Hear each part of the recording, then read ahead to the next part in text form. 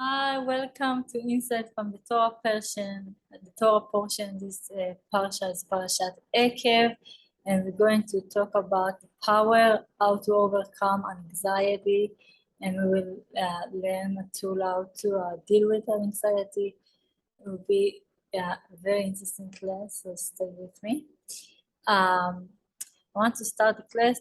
We're talking about the luchot, the that Moshe Rabbeinu broke in front of Am Israel, and in the pasuk it says that Moshe broke them to their eyes, so they saw it, and they asked him why it's so important to say that they saw that it was broken. If Moshe Rabbeinu broke the luchot not in front of their eyes, so what? It won't consider broken. So they say that Moshe broke the luchot to their eyes. So in their eyes, it looked like they're broken, but for real, inside, they didn't get broken. We learn from it that even if we're like in a broken situation, everything looks so bad. When we look in the inside of the stuff, we can see that everything happens for a good reason. And there's another opportunity. There was luchot shneim, right? There was second luchot. And the second luchot was mamash karishonim, like the first ones. And there's actually a very beautiful idea about when Moshe Rabbeinu makes the second luchot. There's a very interesting midrash about it that I talked about it in Parashat Kitisa. So I will put link for that class underneath the Sirton, so you can watch it underneath the video, so you can watch it. In the Parasha of Aqab, there's many different mitzvot, but one of them is mitzvat mezuzah, the mitzvah to put mezuzah on your house.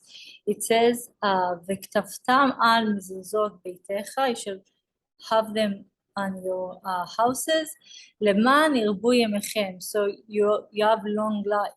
And they say that mezuzah is a sgula for having long life and also for protection.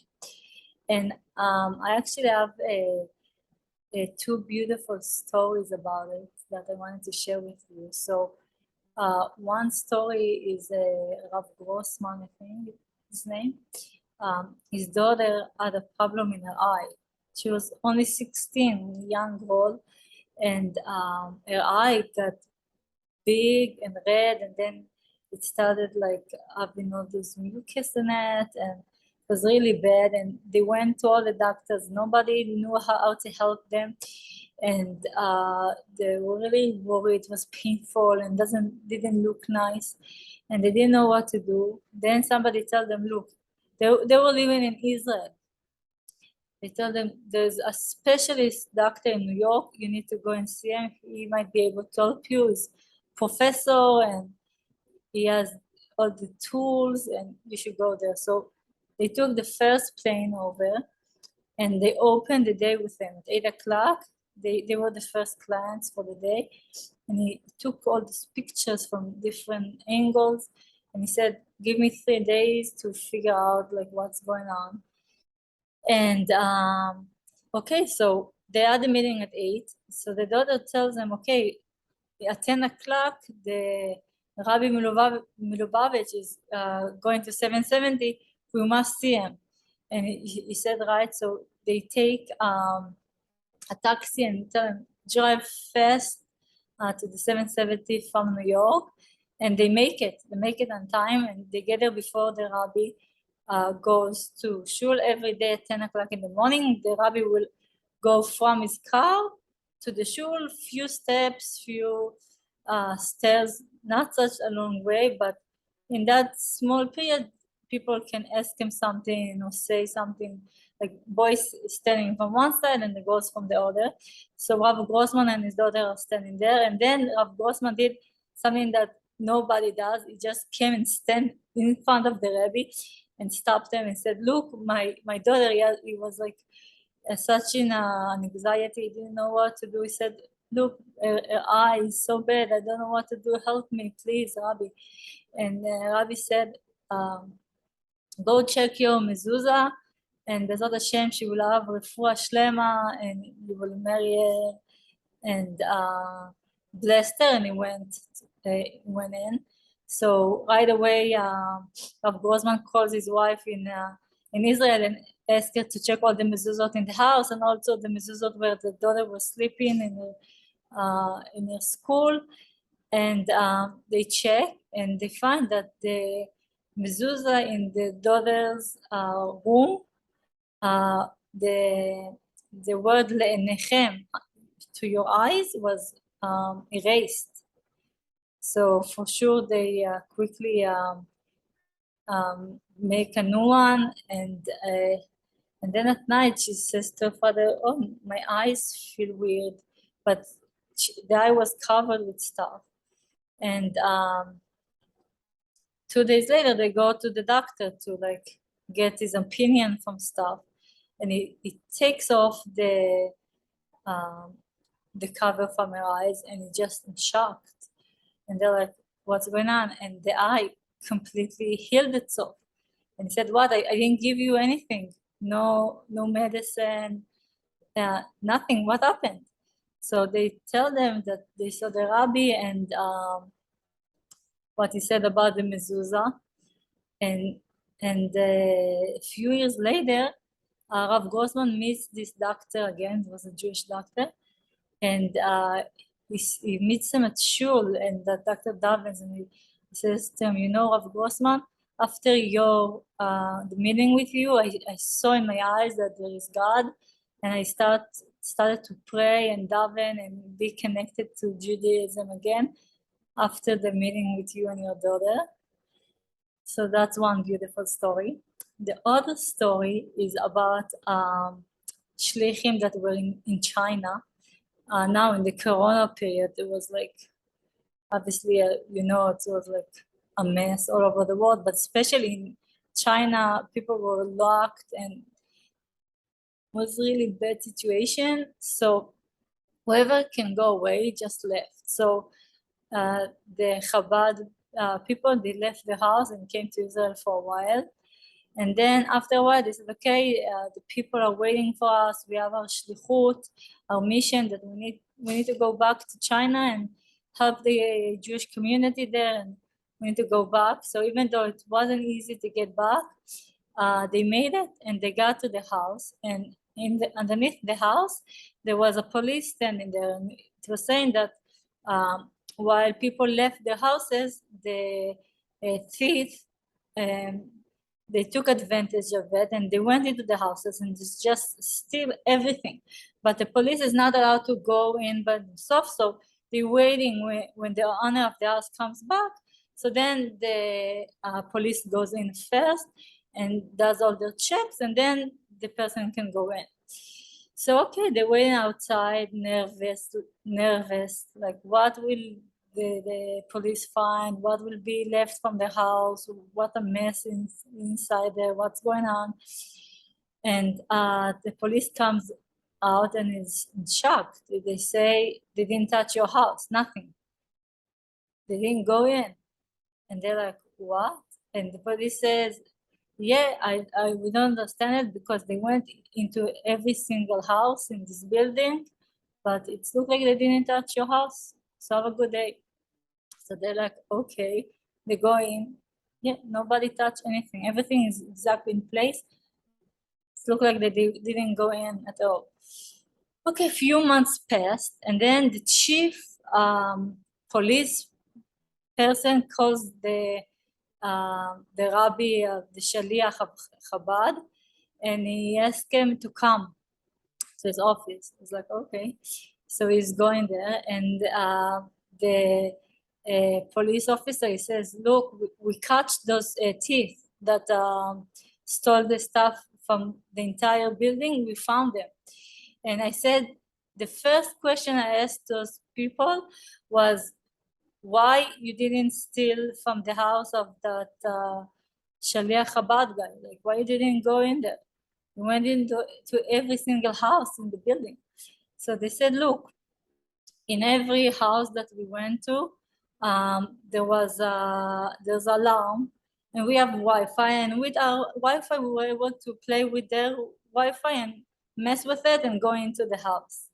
But when we got to that door, they had like a box, and whatever we did, our Wi-Fi didn't work with their Wi-Fi. Like it didn't talk to each other. We couldn't find the Wi-Fi. We even didn't know like where is the eye that was looking. It was like too complicated, so we just moved on to the next door. And so the chief police, he said, what, did you bring something from Israel? Like the Israeli, they have all those special technique and technology. What did you put there? So he said, yeah, we have a mezuzah in our house, and the mezuzah protect their house, that they didn't get anything stolen from the mezuzah. Mezuzah is really, it's known that it protects for its shmira, its protection, and also it's a way for having long life. There was a story about an old lady that was really feeling sick and bad and get to the hospital, and her situation wasn't good, and the rabbi said, please check their mezuzah. And her son said, what? Their mezuzah, it's there for 50 years, nobody touched it. Well, I'm not going to check any mezuzah. The rabbi said, no, if you're not going to check the mezuzah, I will come myself. So please go and check the mezuzah of the house.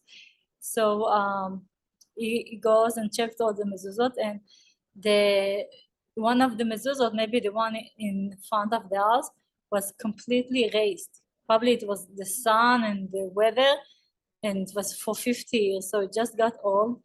And they changed the mezuzah, they put a new one inside, and his mother got better and got out of the hospital and was able to function. It was like mamash a miracle. So also now before Rosh Chodesh Elul, it's the time to check mezuzot. So please, if you hear me, go check the mezuzot in your house. It's also a mitzvah. Also,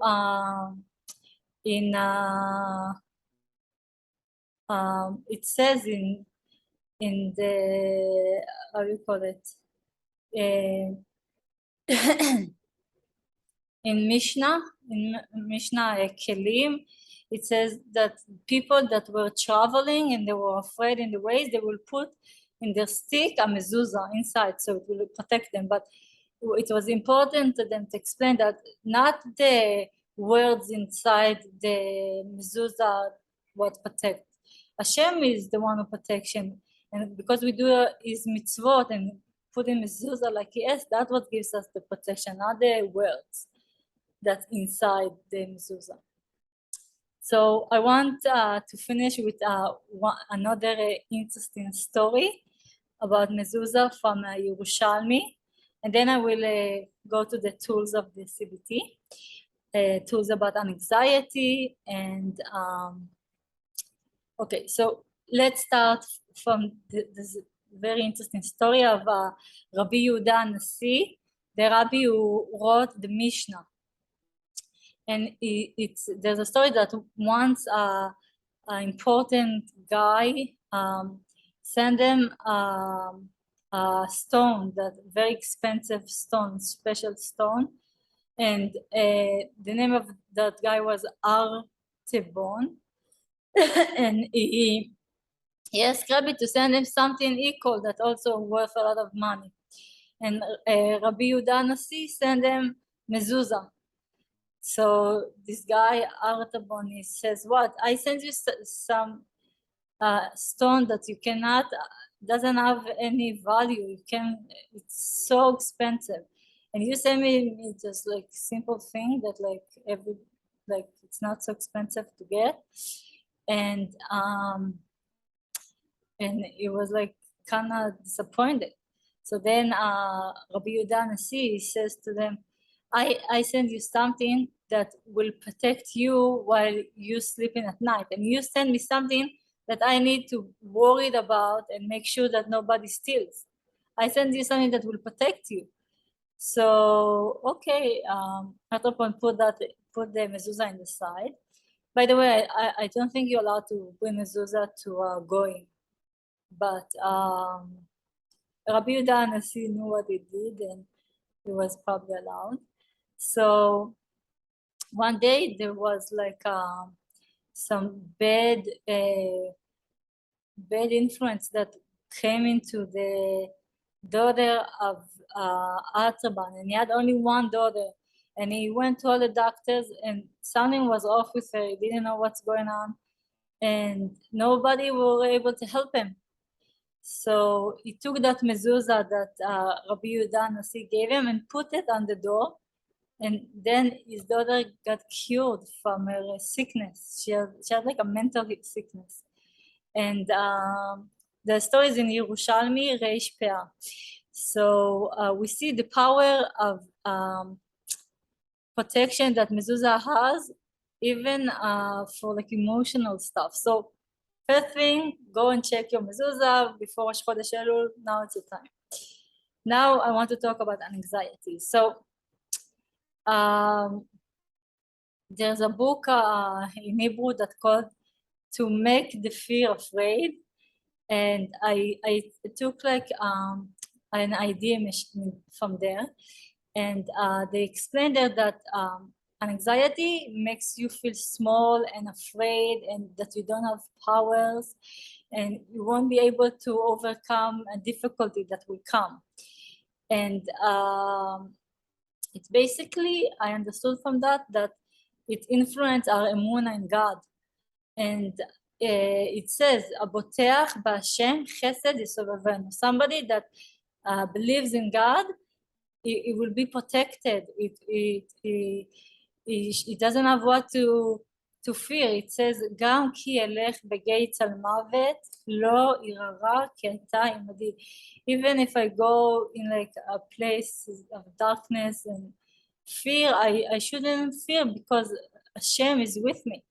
It's from Tehillim. But the anxiety, it makes us afraid. If we know that Hashem is with us, no matter what happens, so we don't have what to afraid from, then we won't have an anxiety.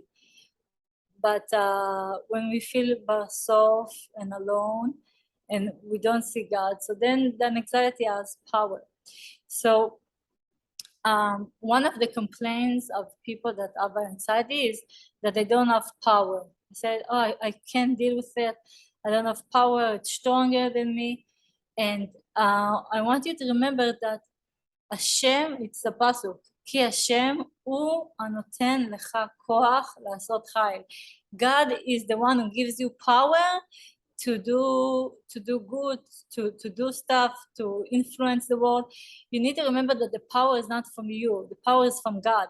And when you remember that, that helps you to continue and to fight and not to stop. You need to know that you have a lot of tools and energy, and there's many support places you have. It can be your family, your friends, neighbors. Sometimes we don't give enough value to stuff we have. Sometimes we might have a talent, just even eating healthy or doing sport, exercise, everything that makes us feel better. If we have a hobby and we do it, everything that makes us feel better is a power that we have, and we shouldn't like underestimate it.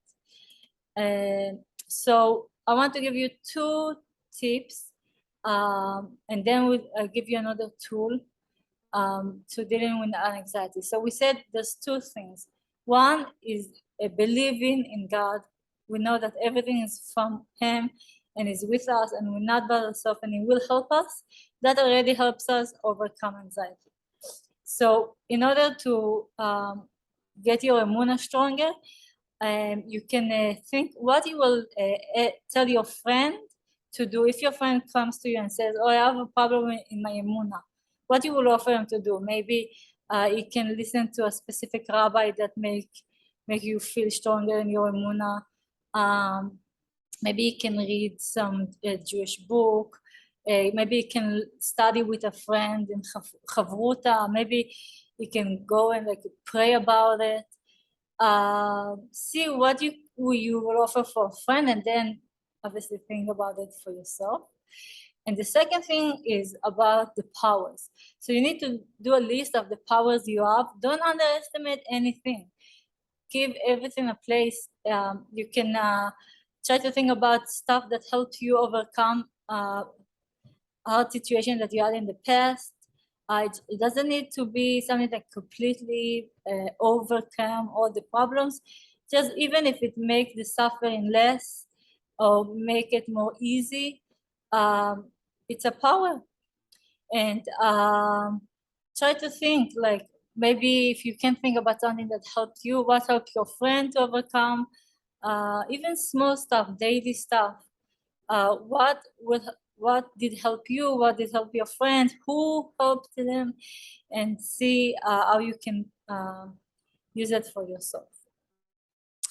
So last thing, I want to give you another tool. I know today I gave you a lot of tools, but I want it to be like a meaningful class. So I want to give another tool that it's called taking the symptom and putting it out.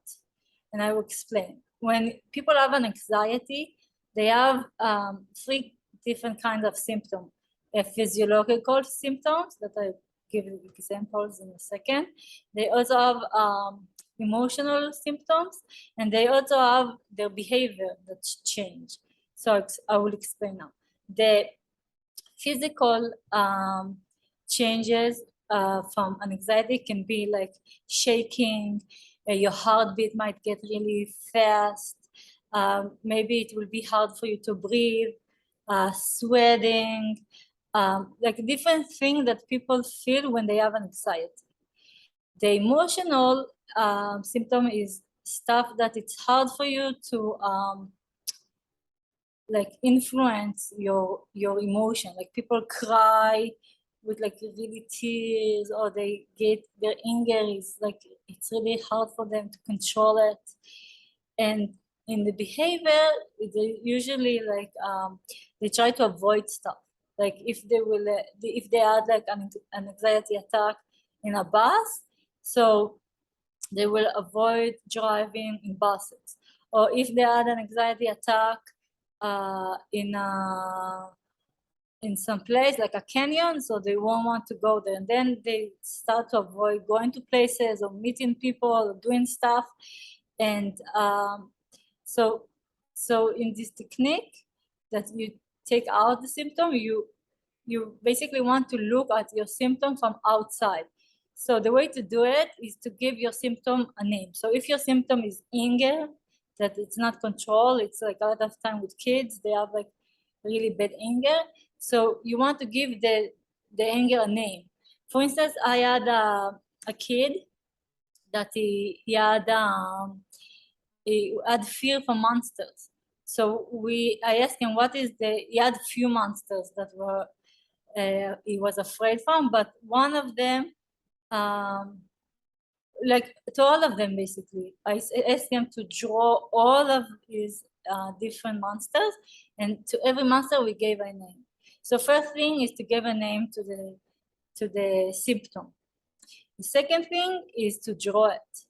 Yeah, draw how the monster looks, draw how your fear looks, draw how your anxiety looks, draw it, give it colors, give it shape. And the third thing is you can read a story about it or write about it. In the Parsha Vayishlach, in Sefer Bereshit, I had a beautiful explanation. I will put the link in the end of the video, and also underneath, link to that Torah portion that explain exactly step by step how to deal with an anxiety from the fear of monsters, but you can do it for other anxiety tools, and it explains step by step what you do to make those monsters go. But this is the basic idea, what I said, like you want to draw it, give it a name, talk to it, ask it questions. Very interesting tool. I will, as I said, I will give the link. So I hope this class was meaningful for you. I would love to hear feedback. What you thought, what helped you, what you like, what you want to hear more. If you have any questions, feel free. You can write underneath the video, or I will put a link to my WhatsApp and also to my Gmail address, and you can write back to me. I like hearing from people and getting response. Also, I do Zoom session all over the world. So have a good Shabbos, and bye meantime.